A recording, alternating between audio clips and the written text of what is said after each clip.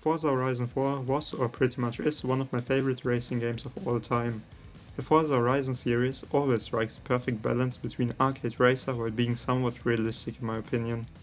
This time around the game will take place in Mexico, which is, according to the developers, the biggest map yet. It will feature deserts, jungles, historic cities, hidden ruins and even a volcano with snow on it. Seasons are thankfully returning, which were one of my favorite features of the last game, this time with an even enhanced and localized weather system. It honestly sounds amazing. Mexico obviously doesn't have the same climate as the UK, and with that the seasons will act a bit different. Summer is the wet season, for example, and will bring along tropical storms, while winter is the dry season of the area, and it will be completely different depending on where you are on the map. For example, on the volcano snow area it may be a snowstorm, and on the dry beaches there may be a dust storm. There are also apparently specific areas for each season, so places where you can only go in winter, for example.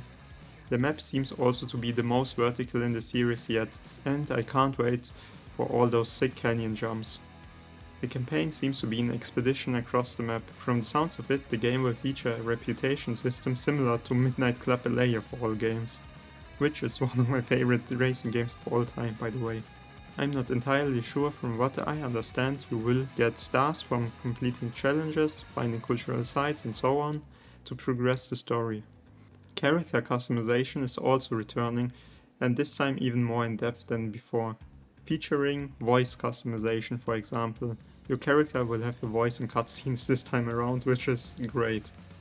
Two of the things I'm most interested in since hearing about them are the Horizon Arcade and the Event Lab. Both of them sound pretty much like GTA Online, and it's honestly amazing. The Horizon Arcade features tons of minigames and challenges, apparently over 130 minigames across 11 themes, like car bowling. The Event Lab lets you create your own races and rules from the ground up. I also expect that it lets you place your own props on the road like in GTA Online, so it will definitely bring a ton of fun with it. Ray tracing also left me excited and wishing to know more about it. From the sounds of it, at least, it seems like ray tracing will only be featured in Forza Vista. We don't know yet if that will only be the case for the series consoles or PC as well.